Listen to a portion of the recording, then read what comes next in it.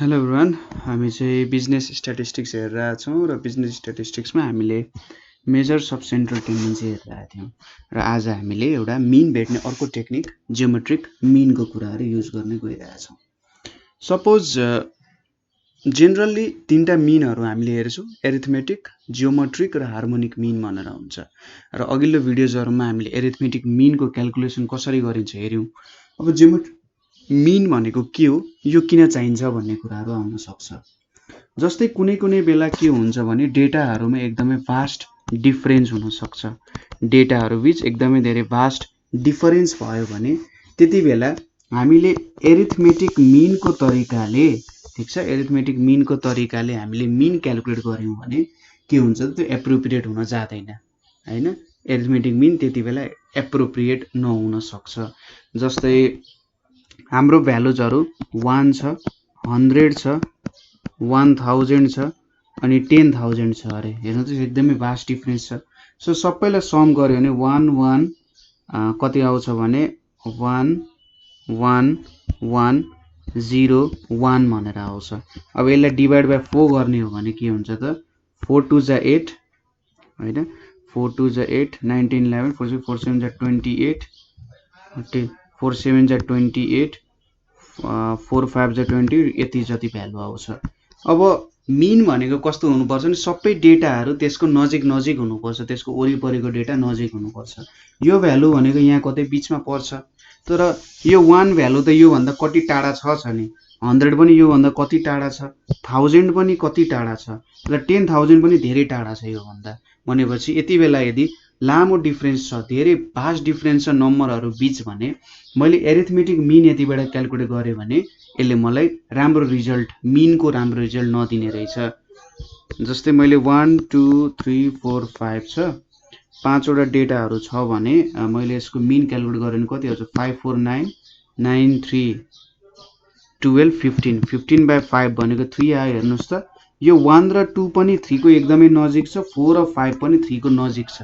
यो दुईटै डेटाहरू, दुई सेट अफ डेटाजहरू नै के गर्छ त यसले दुईटा भागमा डिभाइड गर्दैछ, इक्वल जस्तो देखिन्छ नि, यता र यता जे होस् सजिलै छुट्याउन सकिन्छ र यो डेटाहरू यो 3 भन्दा धेरै नजिक छन् योसँग।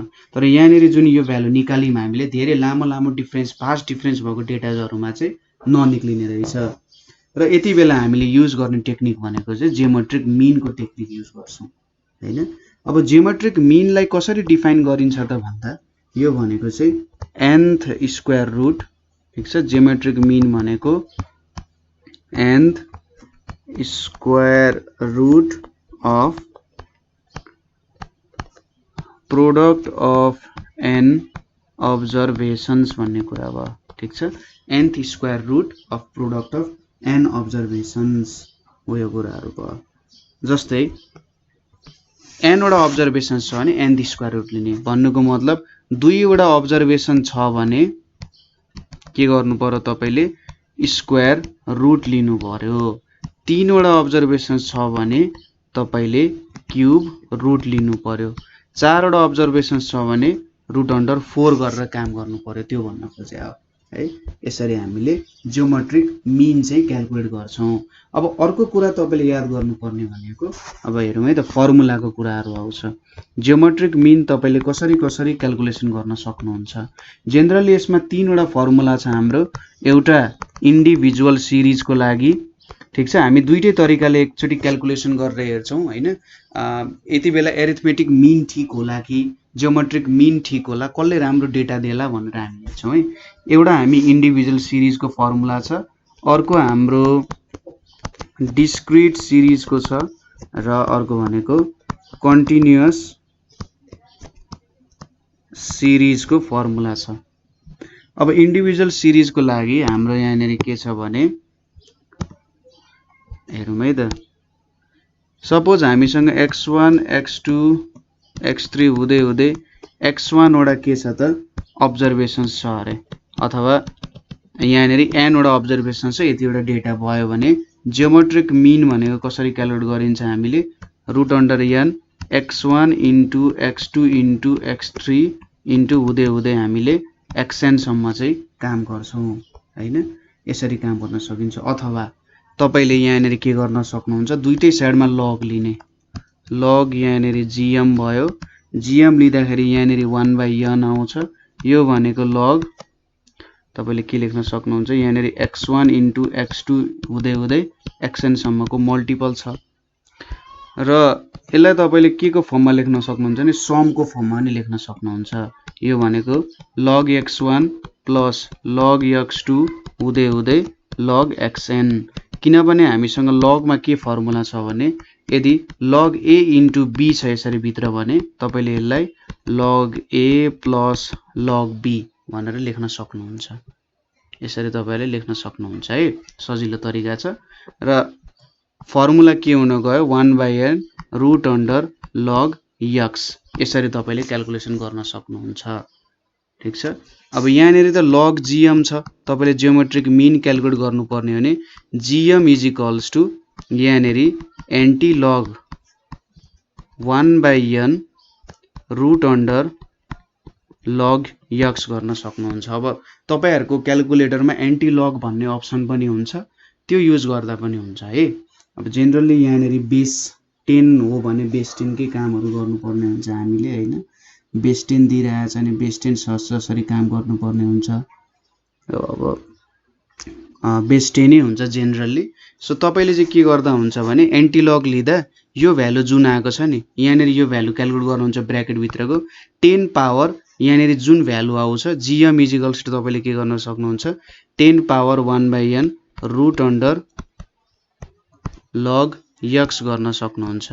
यसरी तपाईले पावर को फर्ममा लेख्नु हो भने यो नै gm को भ्यालु हुन्छ, यदि तपाईले एन्टी लग भनेको सम्झिनु भएन भने है। यसपछि डिस्क्रिट सिरिजमा पनि फर्मुला त यही नै हैन, मैले सिधै फर्मुला लेखे। सपोज तपाईसँग यो अब्जर्भेसन्स छन् x1 x2 हुँदै xn अब्जर्भेसन्स छ, x1 को फ्रिक्वेन्सी f1 हो रे, x2 को f2 हो रे, यसै हुँदा हुँदै xn को fn हो भने यसको तपाईले gm भनेको कसरी भेट्न सक्नुहुन्छ भने एन्टी लग यहाँनेर summation f log x divided by n, यसरी भेट्न सक्नुहुन्छ anti log summation f log x divided by n।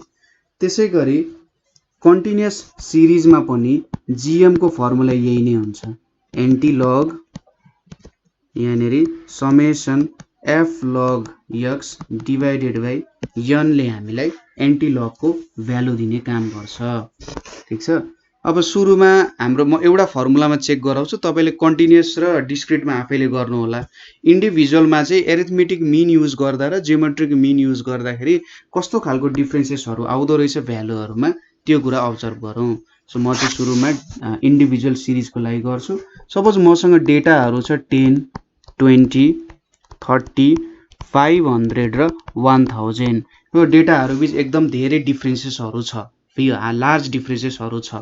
Suppose मैले यहाँनेर हाम्रो सिम्पल एरिथमेटिक मिन क्याल्कुलेट गर्ने हो भने के हुन्छ 10 + 20 30 30 30 60 60 + 500 560 र यो भनेको 1560 डिवाइडेड बाइ 5 आउने हो। यहाँनेर 5 3 जा 15 5 3 जा 15 5 1 जा 5 5 2 जा 10 कति आउने हो 312 चाहिँ यो भ्यालुहरु आउने रहेछ यहाँनेर। अब सपोज हामीले जियोमेट्रिक मिन को तरिकाले क्याल्कुलेट गर्ने हो भने यहाँनेर के आउला त, यतापट्टि x छ, यतापट्टि log x छ, 10 छ भने लग गर्यो भने 1 आउँछ, 20 छ भने यसको भ्यालु 1.3010 आउँछ, त्यसैगरी 1.4771 आउँछ, सरी यसको चाहिँ हाम्रो 30 को चाहिँ 1.4771 आउँछ, 500 को हाम्रो 2.6989 भनेर आउँछ र 1000 को चाहिँ हाम्रो कति आउँछ 3 आउँछ। अनि टोटल कति आयो त्यो, टोटल log x भनेको यहाँनेर 9.477 आउँछ है, टोटल log x यति आयो। देयरफोर gm भनेको के हुन्छ एन्टी लग अनि यहाँनेर 9.477 डिवाइडेड बाइ 5 हुन्छ, यसको भ्यालु कति आउँछ 78.6 आउँछ। सो मल्टिप्लिकेसन को फर्ममा एक्सप्रेस गर्दाखेरि लगभग इधरको भ्यालु चाहिँ 78.6 मा टुङ्गिँदो रहेछ, यहाँनेर कतै बीचमा 78.6 आयो। अब यसो हेर्दा अरे यो पनि त मिलिरहेको छैन। सपोज यो ठाउँमा 312 राखौँ र 78.6 राखौँ। 312 भन्दा यो भ्यालुजहरू हेर्नुहोस् त, सिम्पली हेर्नुहोस् 312 को नजिकै त कुनै पनि आउँदैन। यो त कति छ त, लगभग 100 टाइम्सले सानो छ। यो 20 भनेको पनि त्यस्तै 50-60 टाइम्सले सानो छ। 30 भनेको पनि हो त्यस्तै भ्यालुजले सानो छ। 500 सँग अलिकति नजिकै छ, 1000 सँग छैन। तर यो 78 भनेको 10, 20, 30 सँग नजिकै छ, 500, 100। तपाईले यहाँनेरि अलिकति कन्सेप्ट के चेन्ज गर्नु भने उतापट्टि हामीले सम गरिरहेछौँ भने यहाँनेरि हामीले मल्टिपलको फर्ममा हेरिरहेछौँ भन्ने कुराहरू याद गर्नु। सो मल्टिपलको फर्ममा हेर्दाखेरि यो डेटाहरू एक आपसमा के छन् त नजिकै छन् हैन, त्यति साह्रो धेरै भेरिएसन छैन भनेर भन्न खोजे हो मल्टिप्लिकेसनको फर्ममा हेर्नुभयो भने। त्यसपछि म एउटा अब कन्टिन्युअस सिरिजको गर्छु, डिस्क्रिट सिरिजको तपाईहरुले मजाले गर्न सकिहाल्नुहुन्छ। सपोज मैले एउटा क्लास लिए, यहाँनेरि 10 to 20, 20 to 30, 30 to 40, 40 to 50 अनि 50 to 60 छ है। यहाँनेरि यसको फ्रिक्वेन्सीहरु छ 20, 22 अनि 18, 10 अनि 5 छ। अनि चाहिँ टोटल फ्रिक्वेन्सी भनेको हाम्रो n को भ्यालु हुन्छ, यो भ्यालु 75। अब यहाँबाट हामीले x को भ्यालु क्याल्कुलेट गर्नु पर्यो, यसको मिडल भ्यालु 10 + 20 / 2 भने चाहिँ कति आउँछ, यहाँ 15 आउँछ। 20 + 30 भनेको 50, यो 25 आउँछ। 30 + 40 70, यो 35 आउँछ। 40 + 50 90, यो 45 आउँछ। 50 + 60 110, यो 55 आउँछ। अनि यहाँनेरि log x गरौँ भने कति आउला, 15 को 1.1760 आउँछ, 25 को 1.3970 आउँछ, 35 को 1.5440 आउँछ, 45 को 1.6532 भनेर आउँछ, 55 को 1.7403 भनेर आउँछ। अब यहाँनेरि f log x पनि झिक्न जरुरी छ। f log x भनेपछि यहाँ 23.5218 आउँछ, यहाँनेरि 30.7546 आयो, यहाँनेरि हाम्रो 27.7932 भनेर आयो, यहाँनेरि 16.532 भनेर आयो, यहाँ 8.7018 भनेर आयो। So total f log x भनेको कति आउँछ त भ्यालु 107.3034 आउँछ है। भनेपछि जियोमेट्रिक मिन भनेको के आउँछ त यहाँ anti log summation f log x divided by n आउँछ।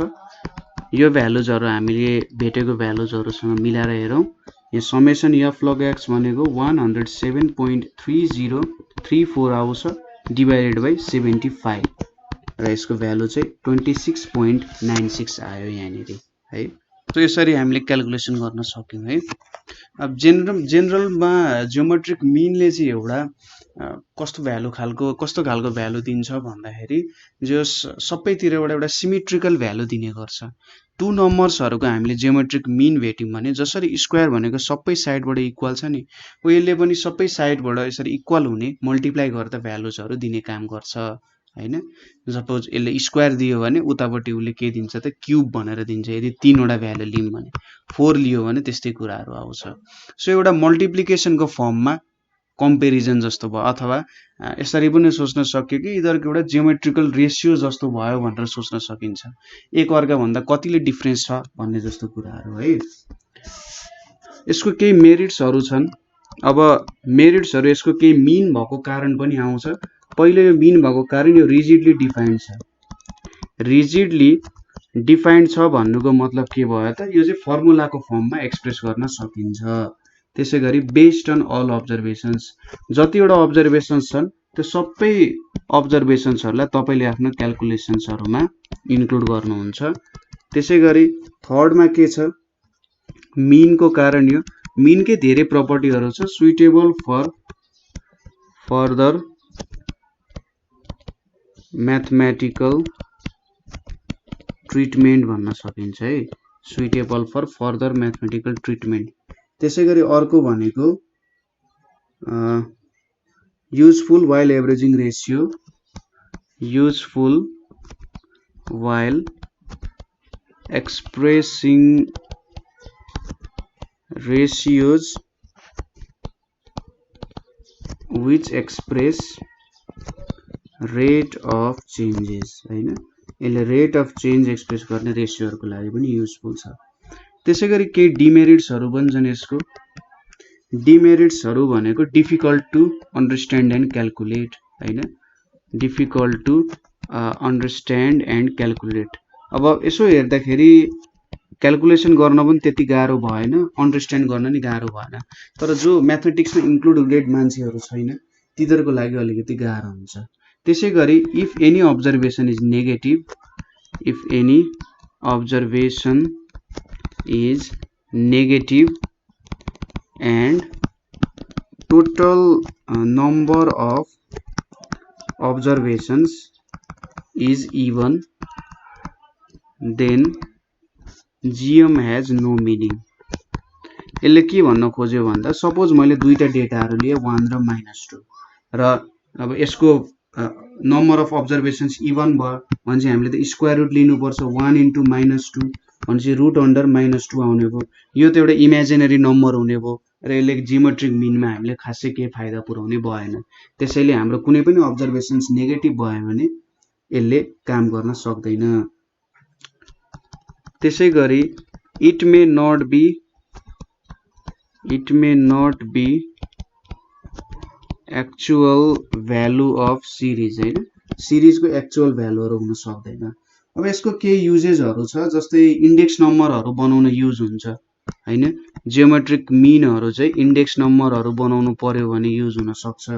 त्यसैगरी ग्रोथ रेटहरु जुन यो नम्बर्सहरु एक्सपोनेन्शियली इन्क्रिज भइरहेछन् कुनै पावरको फर्ममा इन्क्रिज भयो जस्तो देखिन्छन् अथवा एकदम छिटो छिटो भ्यालु बढिरहेछ अथवा छिटो छिटो भ्यालु घटिरहेछ हैन एकदमै छिटो रेटमा भने त्यतिबेला हामीले जियोमेट्रिक मिनबाट क्याल्कुलेसनहरु गर्न सक्छौं।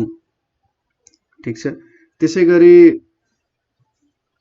यसको अर्को युज भनेको चाहिँ सपोज सानो आइटम्सहरुलाई धेरै वेट दिएको छ र लार्जर आइटम्सहरुलाई स्मलर वेट। अब वेटको बारेमा तपाईहरुले वेटेड मिनमा हेर्न सक्नुहुन्छ। प्रायोरिटी भन्न खोजे हो सपोज हामीले धेरै नम्बर अफ आइटम्सहरु छ धेरै नम्बर अफ आइटम्सहरुलाई थोरै प्रायोरिटी दिएको छ र थोरै नम्बर अफ आइटम्सलाई धेरै प्रायोरिटी दिएको छ भने त्यतिबेला हामीले एरिथमेटिक मिनबाट भन्दा पनि जियोमेट्रिक मिनबाट क्याल्कुलेसन गर्दाखेरि अलिकति राम्रो सुइटेबल हुन्छ भन्न खोजे हो।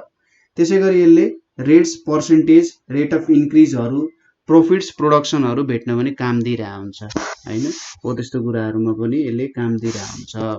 जेनरली के बुझ्नु नम्बर एकदम हाईली इन्क्रिज भइरहेछ अथवा हाईली डिक्रिज भइरहेछ नि जियोमेट्रिक मिन युज गर्ने हो। नेगेटिभ नम्बरहरु आएको छ भने मिन जियोमेट्रिक मिन नचलाउने हैन नम्बरहरुमा अब suppose total number of observations चाहिँ यदि इभन छ भने र कुनै पनि एउटा मात्रै डेटा अथवा यस्तो डेटा कि त्यो सबैलाई मल्टिप्लाई गर्दा तपाईको भ्यालु नेगेटिभ पनि आउँछ र टोटल नम्बर अफ अब्जर्भेसन्स पनि इभन छ भने त्यतिबेला तपाईले जियोमेट्रिक मिन युज नगर्नु होला। त्यतिबेला अरिथमेटिक मिन अथवा हार्मोनिक मिनको प्रयोग गर्न सक्नुहुन्छ। सो यहाँनेरि हामीले जियोमेट्रिक मिनको बारे डिस्कसन गर्यौं कसरी क्याल्कुलेसन गर्ने कुन ठाउँमा गर्ने र यसको मेरिट्स र डिमेरिट्सहरुको बारेमा पनि स्टडी गर्यौं। सो यहाँसम्म तपाईहरुले के प्रब्लम छ भने तपाईहरुले हामीलाई कमेन्ट गर्न सक्नुहुन्छ है। So thank you for watching.